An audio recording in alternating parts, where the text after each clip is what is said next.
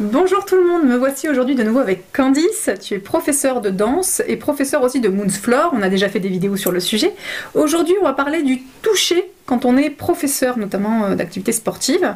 Qu'est-ce que tu voudrais nous en dire ?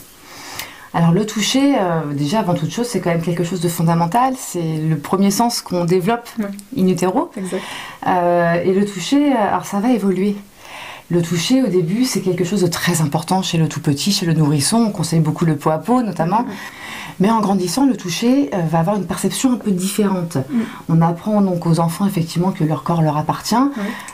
Moi, la première, j'ai un petit garçon, et autant je lui impose de dire bonjour, autant je lui ai dit qu'il a le droit de refuser de faire un bisou. Oui, d'accord, je suis partisane de cette technique. Chacun remet midi à sa porte, mais voilà, moi effectivement c'est comme ça que je vois les choses, et c'est un premier pas vers l'apprentissage de voilà, c'est ton corps, il t'appartient. Oui, du consentement, parce qu'on a tendance à dire aux enfants des choses et à pas forcément l'appliquer, parce qu'en effet il y a des gens qui vont dire bon, le consentement c'est important, mais si ton oncle veut te faire la bise alors qu'il te répugne, c'est quand même tonton, donc tu lui fais un bisou. Et donc c'est là où on a une dissonance entre on dit quelque chose et on fait quelque chose. Exactement. Et en tant que professeur, j'imagine qu'il y a une dynamique sur le toucher, surtout quand on fait du sport. Parce que professeur, je sais pas moi, de sculpture, je suis pas sûre qu'on touche la personne. Par contre, de danse, pour rectifier un mouvement, pour montrer quelque chose, peut-être que des fois c'est utile. C'est ça, en fait c'est une activité, la danse est sûrement un tas d'autres. En ce qui me concerne, la danse, c'est une activité qui est posturale. Donc forcément, mon premier regard de professeur, c'est mon premier job en tant que professeur de danse, c'est la lecture posturale. Donc automatiquement, j'analyse les corps de mes élèves pour aussi les préserver, pour ne pas les mettre en danger. Bien sûr. Automatiquement, il y a des ajustements de posture. Alors forcément, le choix des mots, l'importance des mots va être capitale, mais à un moment donné, oui, c'est humain aussi. C'est humain de vouloir toucher et de vouloir appliquer un ajustement de posture à son élève. Pour autant, mes élèves, je ne vais pas dire à chaque fois, parce que c'est pareil, il y a un réflexe, il y a un automatisme en fait qui se fait, mais la plupart du temps, à partir d'un certain âge, même tout petit en fait, mais je vais avoir tendance à prévenir que, voilà, tu es en difficulté, j'arrive, je vais t'aider. Ou as-tu besoin d'aide? Ou est-ce que je peux? Oui, est-ce que je peux te toucher Voilà. C'est important. C'est très important. Sachant que les tout petits, moi, mes élèves, pour les plus jeunes, ils ont. J'ai aussi un petit garçon.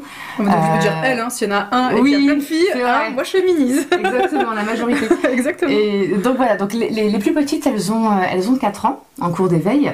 Ah oui, et forcément c'est un âge où voilà, c'est encore très câlin, c'est encore, je vais pas dire que c'est bébé parce que non, c'est des grandes filles. Il y a une transition, mais quand même. Mais un lien au corps qui est quand même plus spontané.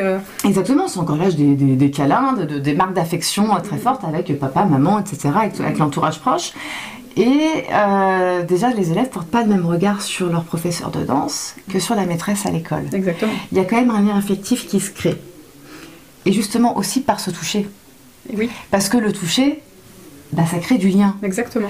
Ça sécrète de l'ocytocine, c'est quand même l'hormone de l'amour, du bien-être, de l'attachement. Donc oui, on crée un lien d'affection et de confiance aussi avec les élèves. Pour autant, quand il y a un petit chagrin, parce qu'à 4 ans, ça arrive beaucoup, dès que la porte de la salle de danse se ferme et qu'on n'a plus maman dans le champ visuel, ça peut être compliqué, des fois à cet âge-là. Et c'est le gros chagrin, c'est les larmes. Jamais je n'ai pris un enfant dans mes bras sans lui demander. Voilà. Oui, tu demandes autorisation, tu as une prise de conscience que ça peut être intrusif, ça peut être mal perçu. Exactement. Et en plus, tu dis qu'en effet, le toucher, il est important, il fait du bien, mais il peut être aussi vu comme étant agressif, comme étant intrusif. Donc c'est pour ça qu'il est important. On ne sait pas, même les enfants de 4 ans, on ne sait pas, il y en a qui ont déjà vécu des violences sexuelles, qui sont battus au quotidien. Et c'est vrai que d'avoir conscience qu'on touche un être humain, en fait, même un animal, mais bon, là on se concentre sur les êtres humains, on ne sait pas qui on va toucher. Et donc, c'est vraiment important de demander l'autorisation. Et puis ça se voit quand l'enfant fait un mouvement de recul, ou l'adulte, on sent qu'il y a une résistance, donc on ne peut pas insister. Et spontanément, il n'y a pas très longtemps, parce que je suis éducatrice de rue, j'accompagne une dame qui a un enfant qui a vécu de lourds traumas et qui s'est mis à pleurer parce qu'on parlait d'une thématique très difficile à ce moment-là. Et spontanément, je lui ai touché le dos et je lui ai frotté. Je me suis rendu compte que j'avais fait quelque chose sans son accord. Donc je me suis arrêtée, je lui ai dit: est-ce que tu veux que je continue ou est-ce que j'arrête? Est-ce que ça t'a fait du bien ou est-ce que ça te gêne? Et il m'a dit: tu peux continuer. Et donc j'ai continué parce que ça lui apportait, je pense, une forme de contenance. Mais sur le moment, alors ça vient d'un bon élan, mais c'est pas parce que ça vient d'un bon élan, d'un bon sentiment que c'est bien accueilli et que c'est ok.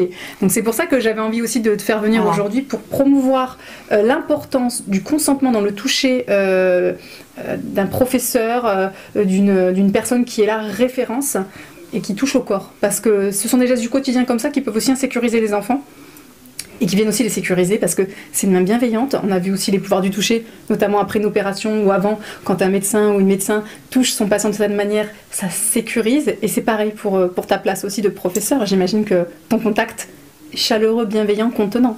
Exactement, et c'est pour ça que c'est vrai que les tout petits notamment, exactement comme tu viens de le raconter, moi aussi mon premier réflexe ça va être peut-être de mettre une main sur une épaule ou de frotter le dos et à chaque fois je dis mais est-ce que tu veux un gros câlin? Mais des fois on me répond oui, alors c'est le gros câlin. Voilà, c'est le gros câlin avec toutes les larmes, etc. et tout ce qui va avec sur l'épaule, c'est merveilleux. Voilà, je suis maman, je suis vaccinée contre la mort, tout va bien. Mais voilà, c'est très... c'est un peu égoïste ce que je veux dire, mais oui, moi aussi, ça fait du bien, ça recharge mes batteries aussi, c'est un petit peu d'amour. Exactement, et puis bon, voilà, un chagrin, ça finit toujours par passer, mais oui, il y a ce côté, je te demande, est-ce que tu veux un câlin, oui ou non? Et les toutes petites filles, qui ne sont donc pas formées, au niveau vraiment du toucher, on va être plus dans l'application de mon travail. Si je veux les placer, parce que je travaille énormément sur sur l'espace, sur l'occupation de l'espace, ce qui va impliquer forcément d'être attentif au groupe et de s'approprier aussi la collectivité, parce que je ne danse pas toute seule, je danse en groupe. C'est évaluer l'espace avec les autres personnes.